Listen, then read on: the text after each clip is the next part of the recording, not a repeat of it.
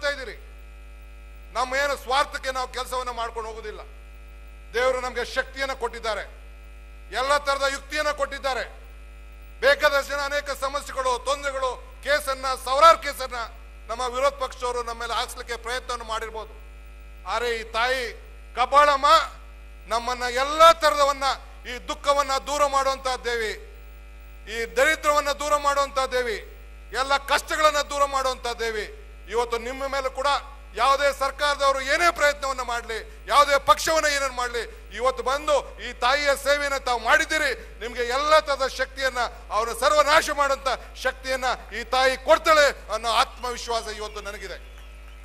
ಇವತ್ತು ನನ್ನ ಬೇಡಿಕೆಗಳು ಸಾವಿರಾರಿದೆ. ಬೇರೆ ಬೇರೆ ಕ್ಷೇತ್ರದಲ್ಲಿ ನಾನು ನೋಡಿದ್ದೇನೆ. ಸಾವಿರಾರು ಕೋಟಿ ರೂಪಾಯಿ ಮಂಜೂರಾತಿಯನ್ನ ನಡ್ಕೊಂಡು ಬಂದಿದೆ. ಆದ್ರೆ ನಂದೇನು ಅಷ್ಟು ಬೇಡಿಕೆ ಇಲ್ಲ. ನಾ ಏನ್ ತಲೆ ಏನ್ ಕೆಡ್ಸ್ಕೊಳ್ಬೇಕಾಗಿದ್ದಿಲ್ಲ. ಹಿಂದೆ ಕನಕೋತ್ಸವಕ್ಕೆ ಬಂದಂತ ಸಂದರ್ಭದಲ್ಲಿ ಒಂದೇ ಒಂದು ರಿಕ್ವೆಸ್ಟ್ ಮಾಡ್ಕೊಂಡಿದೆ, ತಾವು ಒಪ್ಪಿದ್ರಿ.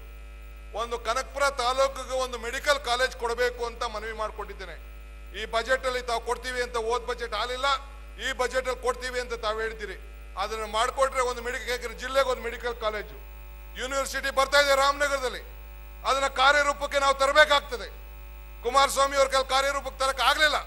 ಆದ್ರೆ ನಾವು ಆ ನಂತರ ಕನಕಪುರದಲ್ಲಿ ಇವತ್ತು ನಾವು ಮೆಡಿಕಲ್ ಕಾಲೇಜ್ ಆದ್ರೆ ಇಲ್ಲಿ ಹಾಸ್ಪಿಟ್ಲು, ಮತ್ತೊಂದು ಜನ ಬೆಂಗಳೂರಿಗೆ ಹೋಗೋದು ಈ ನ್ಯಾಷನಲ್ ಹೈವೇಲಿ ತಪ್ತದೆ. ಅದನ್ನ ಮಂಜೂರಾತಿಯನ್ನ ಮಾಡ್ಕೊಡ್ಬೇಕು ಅಂತೇಳಿ ವಿನಯಪೂರ್ವಕವಾಗಿ ತಾಲೂಕಿನ ಮಹಾಜನತೆ ಪರವಾಗಿ ನಾನು ಕೇಳ್ಕೊಳ್ತೇನೆ. ಇನ್ನೊಂದು ಏನಪ್ಪಾ ಅಂದ್ರೆ, ಈ ಸಾತ್ತೂರು ಹೋಬಳಿಗೆ ಇವತ್ತು ಈ ಸಾತ್ತೂರು ಹೋಬಳಿ ಜನ ಕೂಡ ಬಹಳ ಪುಣ್ಯವಂತರಿದ್ದಾರೆ. ಈ ದೇವಿನ ಇಲ್ಲಿ ಇಟ್ಕೊಂಡ ಜೊತೆಗೆ ನೋಡಿ, ಕಾವೇರಿ ನೀರು ಇಲ್ಲಿ ಬಂತು. ನಿನ್ನೆ ಎಲ್ಲ ಮೊನ್ನೆ ತಾನೇ ಮುಖ್ಯಮಂತ್ರಿಗಳು ಕ್ಯಾಬಿನೆಟ್ ನಲ್ಲಿ ಸಾತ್ತೂರು ಹೋಬಳಿಯ 40 ಕೆರೆಗಳಿಗೆ, ಕೈಲಂಚ ಹೋಬಳಿಯ 30 ಕೆರೆಗಳಿಗೆ ಒಟ್ಟು ಸೇರಿ 155 ಕೋಟಿ ರೂಪಾಯಿ ಕೆರೆ ತುಂಬುವಂತ ಕೆಲಸವನ್ನ ಇವತ್ತು ಮುಖ್ಯಮಂತ್ರಿಗಳು ಮಂಜೂರಾತಿಯನ್ನು ಮಾಡಿ ಇವತ್ತು ಇಲ್ಲಿಗೆ ಇವತ್ತು ಕಬ್ಬಾಳಿಗೆ ಆಗಮಿಸಿದ್ದಾರೆ. ಸೊ ಹಂಗೆ ಇವತ್ತು ಕಸ್ಬಾ ಹೋಬಳಿ, ಉಯ್ಯಂಬಳ್ಳಿ ಹೋಬಳಿ, ಕೋಡಳ್ಳಿ ಹೋಬಳಿ, ನಮ್ಮ ಬೆಂಗಳೂರಿಂದ ನೀರು ಬರ್ತಾ ಇದೆ. ಏನು ಶೀತಲವಾಗಿ ನೀರು ಬರ್ತಾ ಇದೆ ಬೈರ್ಮಂಗಲದಿಂದ. ಆ ನೀರು ಜನ ಕುಡಿಯೋದಕ್ಕೆ ಸಾಧ್ಯ ಇಲ್ಲ. ಅಂತರ್ಜಲದಲ್ಲಿ ಬಹಳ ತೊಂದರೆ ಇದೆ, ಸಮಸ್ಯೆ ಇದೆ. ಇವತ್ತು ನಾನು ಅದನ್ನೆಲ್ಲ ಬಿಚ್ಚಿ ಚರ್ಚೆ ಮಾಡ್ಲಿಕ್ಕೆ ನಾನು ಹೋಗುದಿಲ್ಲ. ಆ ನೀರನ್ನ ನಾವು ಕುಡಿದು ಜನ ನಮ್ಮ ಆರೋಗ್ಯಕ್ಕೆ ಮತ್ತೊಂದು ಬೇಕಾದ ಸಮಸ್ಯೆ ಇದೆ. ಆ ದೃಷ್ಟಿಯಿಂದನೇ ಇವತ್ತು ನಾವು ನೂರಾರು ಈ ಘಟಕಗಳನ್ನ ಸ್ಥಾಪನೆ ಮಾಡಿದ್ದೇವೆ. ಕನಕಪುರದಲ್ಲೇ 24-25 ಮಾಡಿದ್ದೇವೆ. ಸುರೇಶ್ ಅವರ ಲೋಕಸಭಾ ಕ್ಷೇತ್ರದಲ್ಲಿ ಸುಮಾರು 130ಕ್ಕೂ ಹೆಚ್ಚು ಈ ಕುಡಿಯುವ ನೀರಿನ ಘಟಕಗಳನ್ನ ಸ್ಥಾಪನೆ ಮಾಡಿ ಇಡೀ ರಾಷ್ಟ್ರದಲ್ಲಿ ಒಂದು ದಾಖಲೆಯನ್ನ ಒಂದು ಲೋಕಸಭಾ ಕ್ಷೇತ್ರದಲ್ಲಿ 100ಕ್ಕೂ ಹೆಚ್ಚು ಎಲ್ಲಿದೆ ಆಗಿದೆ ಅಂತಂದ್ರೆ ಇದು ಬೆಂಗಳೂರು ಗ್ರಾಮಾಂತರ ಜಿಲ್ಲಾ ಕ್ಷೇತ್ರದಲ್ಲಿ ಅಂತೇಳಿ ಒಂದು ದಾಖಲೆಯನ್ನ, ತಮ್ಮ ಕಾರ್ಯಕ್ರಮವನ್ನ ನಾವು ಜನರಿಗೆ ಮುಟ್ಟಿಸ್ಲಿಕ್ಕೆ ಪ್ರಯತ್ನವನ್ನ ನಾವು ಮಾಡಿದ್ದೇವೆ. ಇವತ್ತು ಹಾಗೆ ಈ 3 ಹೋಬಳಿಗೆ ಒಂದು ಯೋಜನೆ ಈಗಾಗಲೇ ತಯಾರಾಗಿದೆ. ಇಲ್ಲಿಂದ ಸರ್ಕಾರದಿಂದ ಕೂಡ ಆಗಿದೆ. ಏನು ಸಂಗಮದಿಂದ ಈ ಕಾವೇರಿ ನೀರಿನಲ್ಲಿ ಆ ಕುಡಿಯೋ ನೀರನ್ನ ಕೊಡಬೇಕು ಅಂತೇಳಿ ಅದನ್ನ ಅನುಮೋದನೆಯನ್ನ ಕೊಟ್ಟು ತಾವು ಮಂಜೂರಾತಿಯನ್ನ ಮಾಡಿಕೊಡ್ಬೇಕು ಅನ್ನೋ ಮಾತನ್ನ ಈ ಸಂದರ್ಭದಲ್ಲಿ ಹೇಳಿ, ಜೊತೆಗೆ ಇಡೀ ನಮ್ಮ ತಾಲೂಕಿನಲ್ಲಿ, ನನ್ನ ಕ್ಷೇತ್ರದಲ್ಲಿ ಆರೋಳಿ ಮಳವಾಡಿ ಬಿಟ್ರೆ, ಆರೋಳಿ ಮಳವಾಡಿ ಅದು ರಾಮನಗರಕ್ಕೆ ಸೇರ್ತದೆ, ಬಿಟ್ರೆ ಎಲ್ಲೂ ಕೂಡ ಕೈಗಾರಿಕೆ ಇಲ್ಲ. 50,000ಕ್ಕೂ ಹೆಚ್ಚು ಜನ ಕಳೆದ 3 ವರ್ಷದಿಂದ ಬೆಂಗಳೂರಿಗೆ ವಲಸೆ ಹೋಗಿದ್ದಾರೆ.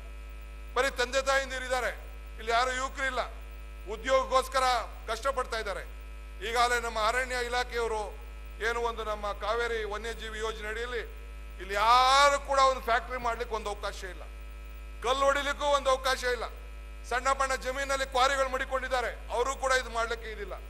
ಇದ್ರ ಬಗ್ಗೆ ತಾವು ಕಾಳಜಿಯನ್ನು ಇಟ್ಕೊಂಡು ಇಲ್ಲಿ ಕಸಬನ್ನ ಉಳಿಸ್ಲಿಕ್ಕೆ, ಇಲ್ಲಿ ಕೈಗಾರಿಕೆಗಳಿಗೆ ಬಂದು ಇಲ್ಲೇ ಉದ್ಯೋಗವನ್ನ ಮಾಡಿಕೊಂಡು ಅವ್ರ ಮನೆಗೆ ಬರಲಿಕ್ಕೆ ಅಷ್ಟೋ ಇಷ್ಟೋ ಒಂದು ಕೈಗಾರಿಕಾ ಪ್ರದೇಶಕ್ಕೆ ತಾವೆಲ್ಲ ಬೆಂಬಲವನ್ನ ಕೊಡಬೇಕು, ಪ್ರೋತ್ಸಾಹವನ್ನ ಮಾಡಬೇಕು. ಇಲ್ಲಿ ನಮ್ಮ ಏನು ಒಂದು ಈ ಟೈಲರಿಂಗು ಪಾರ್ಕ್, ಏಪ್ರಿಲ್ ಪಾರ್ಕ್ ಅವಶ್ಯಕತೆ ಇದೆ, ಅದನ್ನು ಕೂಡ ಬಜೆಟ್ ಅಲ್ಲಿ ಸೇರಿಸಬೇಕು ಅಂತ ಹೇಳಿದ್ದು. ನಂಜುಂಡಪ್ಪ ವರದಿ ಪ್ರಕಾರ ಇಡೀ ರಾಜ್ಯದಲ್ಲಿ ಅತಿ 2ನೇ ಹಿಂದುಳಿದಂತ ತಾಲೂಕು ನಮ್ಮ ಕನಕಪುರ ತಾಲೂಕು. ಇದಕ್ಕೆ ಹೆಚ್ಚಿಗೆ ಮಾಹಿತಿಯನ್ನು ತಾವು ಹೆಚ್ಚಿಗೆ ಸಹಕಾರವನ್ನು ಕೊಡಬೇಕು ಅಂತ ಈ ಸಂದರ್ಭದಲ್ಲಿ ಹೇಳಿ, ಇನ್ನು ಅನೇಕ ವಿಚಾರಗಳು ಬೇರೆ ಬೇರೆ ಸಂದರ್ಭದಲ್ಲಿ ನಾವು ಪ್ರಯತ್ನ ಮಾಡ್ತಾ ಇದ್ದೇವೆ.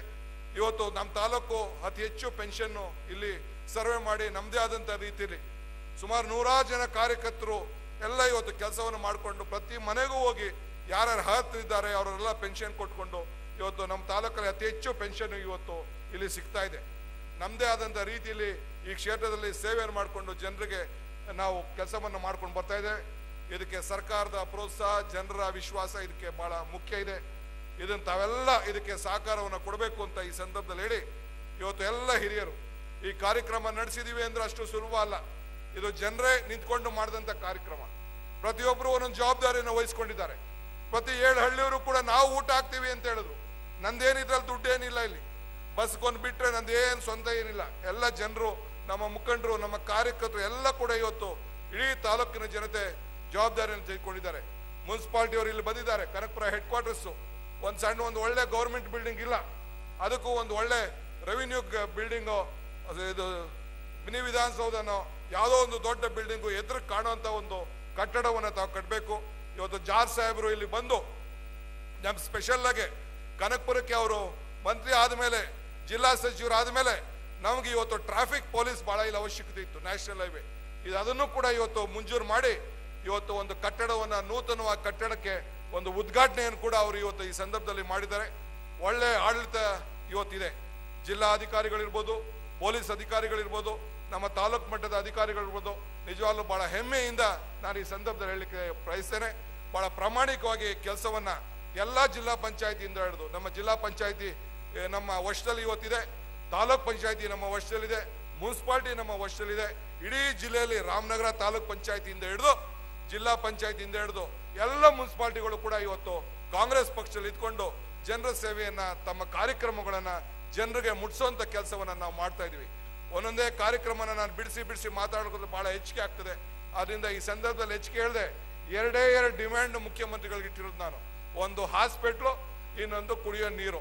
ಆಮೇಲೆ ಮಿಕ್ಕಿದನ್ನೆಲ್ಲ ನನ್ನ ಕೈಯಲ್ಲಿ ಮಾಡಿಸೋಷ್ಟು ಶಕ್ತಿ ನನಗೆ ನೀವು ಕೊಟ್ಟಿದ್ದೀರಿ, ಸರ್ಕಾರ ಮುಖ್ಯಮಂತ್ರಿಗಳು ಕೊಟ್ಟಿದ್ದಾರೆ.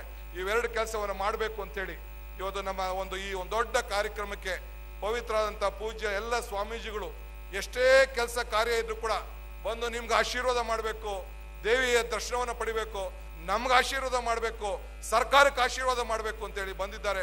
ಅವರೆಲ್ಲ ಪಾದಗಳಿಗೆ ಮತ್ತೊಮ್ಮೆ ನನ್ನ ನಮಸ್ಕಾರವನ್ನು ತಿಳಿಸಿ, ಎಲ್ಲ ನನ್ನ ಶಾಸಕರುಗಳು, ಮಿತ್ರಗಳು, ಮಾಜಿ ಶಾಸಕರು ಅವರೆಲ್ಲ ಕೂಡ ಇವತ್ತು ಬಂದಿದ್ದಾರೆ. ಅವ್ರಿಗೆ, ತಮಗೆ, ಮುಖ್ಯಮಂತ್ರಿಗಳು ಮತ್ತೆ ನನ್ನ ಪ್ರಣಾಳಗಳನ್ನ, ನಮನಗಳನ್ನ ತಿಳಿಸಿ ಎಲ್ಲ ಮಾಧ್ಯಮ ಸ್ನೇಹಿತರು ಕೂಡ ಬಂದಿದ್ದಾರೆ. ಎಲ್ಲರೂ ಕೂಡ ಈ ಸಂದರ್ಭದಲ್ಲಿ ವಂದಿಸಿ ಶುಭ ಹಾರೈಸಿ ನನ್ನ ಮಾತನ್ನು ಮುಗಿಸ್ತೇನೆ. ಜೈ ಹಿಂದ್, ಜೈ ಕರ್ನಾಟಕ, ಜೈ